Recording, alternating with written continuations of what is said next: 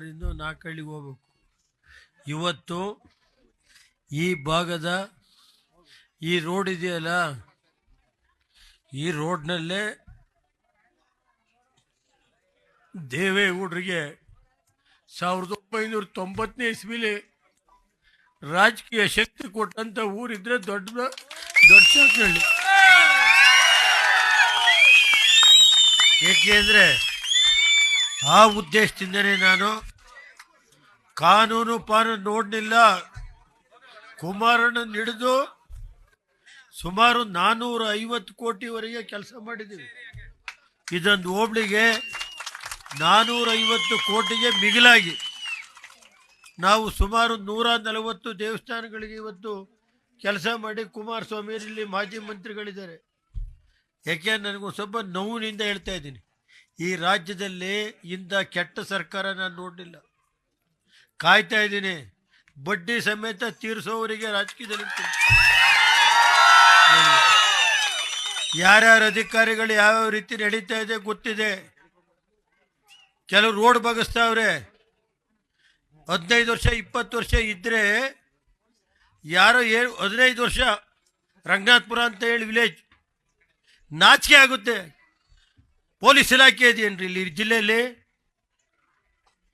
ಹೋಗಿ 16 ವರ್ಷದಿಂದ ರಸ್ತೆ ಇದೆ, ಜಿಲ್ಲಾ ಪಂಚಾಯತಿಲಿ ದುಡ್ಡು ಕೊಟ್ಟವ್ರೆ, ಕೆಲಸ ಮಾಡಿದ್ದಾರೆ. ಇಡೀ ಊರಿನ ಮೇಲೆ ಕಂಪ್ಲೇಂಟ್ ಕೊಡಕ್ಕೆ ಹೋಗ್ತಾರೆ. ಯಾರೋ ಒಂದು ಮನೆಗೋಸ್ಕರ ಈ ಜಿಲ್ಲೆ ಪೊಲೀಸ್ ಇಲಾಖೆ ಇದೆಯಾ? ನಾನು ಯಾಕೆಂದರೆ ಅಡಿಷನ್ ಡಿವೈಎಸ್ಪಿ ಬಗ್ಗೆ ನಾನು ಹೇಳ್ತಾ ಇಲ್ಲ. ಯಾತಕ್ಕೋಸ್ಕರ ಇದು ಮಾಡ್ತಾರೆ? ಪೊಲೀಸ್ ಕಂಪ್ಲೇಂಟ್ ಕೊಡಿ ಅಂತ ಪ್ರೆಷರ್ ಮಾಡಿಸ್ತಾರೆ. ಯಾರು? ಯಾಕೆಂದರೆ ಯಾವ ಮಟ್ಟಕ್ಕಿದೆ ಅನ್ನೋದನ್ನ ನೀವು ಅರ್ಥ ಮಾಡಬೇಕಾಗುತ್ತೆ. ಇರಲಿ, ಏನು ಎಲ್ಲೂ ಹೋಗಲ್ಲ. ಕೆಲವು ಅಧಿಕಾರಿಗಳು ಯಾವ ರೀತಿ ನಡ್ಕೊತಾ ಇದ್ದಾರೆ ಅಂತ ನೋಡ್ತಾ ಇದ್ದೀನಿ. ಇರೋದು ಯಾರು? ಒಂದು ಸ್ವಲ್ಪ ಬನ್ನಿ ಕಡೆ.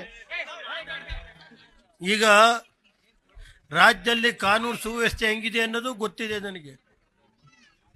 ಕೆಲವು ಬಡ್ಡಿ ಸಮೇತ ತೀರಿಸ್ಬೇಕಾಗುತ್ತೆ.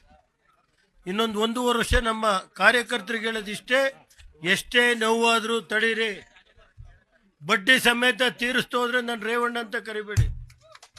ಆ ಕೆಲಸ ಚಾಲೆಂಜ್ ಮಾಡಿ ತೋರಿಸ್ತೀನಿ.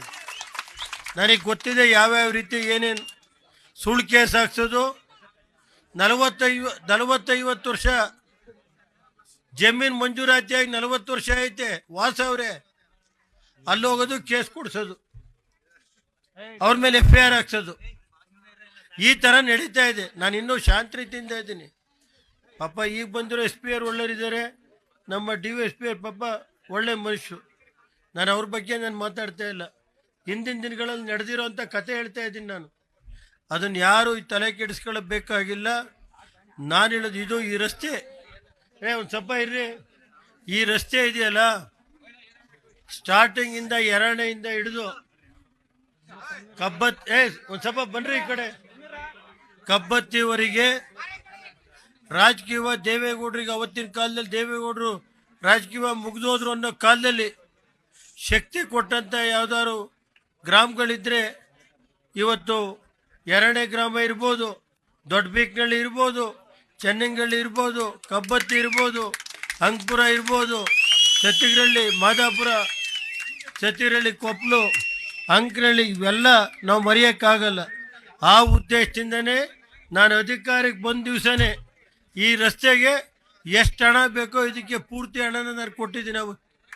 ಈ ರಸ್ತೆ ಅಲ್ಲಿಂದ ಹಿಡಿದು ಅಂಕನಹಳ್ಳಿವರೆಗೂ ರಸ್ತೆ ಎಷ್ಟು ಹಣ ಬೇಕಾದರೂ 3 ಸಾರಿನೂ ನಾವೇ, ಕುಮಾರಸ್ವಾಮಿ ನಮ್ಮ ಶಾಸಕರು ಇದ್ದಾರಲ್ಲ, ಮಾಜಿ ಮಂತ್ರಿಗಳು, ಅವರು ನಾವು ಇಬ್ಬರೇ ಸೇರಿ ಈ ರಸ್ತೆಗೆ ಏನಾದ್ರು ಹಣ ಕೊಟ್ಟಿದ್ರೆ ನಾವು ಇಲ್ಲಿ ಈ ಜಿಲ್ಲೆ ಕುಮಾರಸ್ವಾಮಿ ಸೋಲ್ಬೇಕಾಗಿದ್ರೆ ಕುತಂತ್ರದಿಂದ ಸೋತಿದ್ದಾರೆ ಅಷ್ಟೇ, ಇನ್ನೇನಿಲ್ಲ. ಕೆಲವು ವ್ಯಕ್ತಿಗಳು ಒಳಗಡೆ ಇದ್ದು ಮೋಸ ಮಾಡಬಹುದು. ಕುಮಾರಸ್ವಾಮಿ ಸೋಲ್ಸಿರ್ಬೋದು. ನಾವು ಸ್ವಲ್ಪ ಜಾಗೃತವಾಗಿದ್ದರೆ ಕುಮಾರಸ್ವಾಮಿ ಶಾಸಕರಾಗಿರೋರು, ಅದನ್ನು ನಾವು ಮರೆಯೋಕ್ಕಾಗಲ್ಲ. ಕುಮಾರಸ್ವಾಮಿ ಒಬ್ಬ ಪ್ರಾಮಾಣಿಕವಾದಂಥ ರಾಜಕಾರಣಿ. ಅವರು 3 ಬಾರಿ ಗೆಲ್ಲಿಸಿದಿರಿ. ಭಗವಂತ ಮುಂದೆ ಅವ್ರಿಗೆ ಒಳ್ಳೆಯದಾಗುತ್ತೆ ಅಂತೇಳಿ ಈ ಸಂದರ್ಭದಲ್ಲಿ ರಾಜ್ಯದಲ್ಲಿ ಇವತ್ತು ಕಬ್ಬತ್ತಿ ಕ್ರಾಸಲ್ಲಿ ಜೂನಿಯರ್ ಕಾಲೇಜ್ ಕೊಡಿಸಿದ್ದೆ, ಅದನ್ನು ಬಾಗಿಲು ಮುಚ್ಚಿದ್ರು. ಅಲ್ಲೊಂದು 2 ಹಾಸ್ಟೆಲ್ ಮಾಡಿದ್ರೆ ಕಬ್ಬತ್ತಿ ಕಾಲೇಜ್ ಉಳ್ಕೊಳ್ಳೋದು ಬೇಕು. ಈ ರಾಜಕೀಯವಾಗಿ ಗ್ರಾಮಗಳು ದೇವೇಗೌಡರು ಪರವಾಗಿವೆ ಅಂತ ಹೇಳಿ ಆ ಕಾಲೇಜ್ನ ಮುಚ್ಚಿದ್ದಾರೆ. ಬಾಕಿ ಹೆಚ್ಚಿಗೆ ಏನು ಹೇಳಕ್ಕೂ ಕುಮಾರಸ್ವಾಮಿ ಅವರು ಮಾತಾಡ್ತಾರೆ, ನಮ್ಮ ಮಾಜಿ ಮಂತ್ರಿಗಳು ಕುಮಾರಸ್ವಾಮಿಯವರು ಮಾತಾಡ್ತಾರೆ, ಮತ್ತೆ ರಾಜ್ಯದ ಮಾಜಿ ಮುಖ್ಯಮಂತ್ರಿಗಳು ಮಾತಾಡ್ತಾರೆ ಅಂತ ಹೇಳಿ ನಾನು ಮಾತು ಮುಗಿಸ್ತೇನೆ.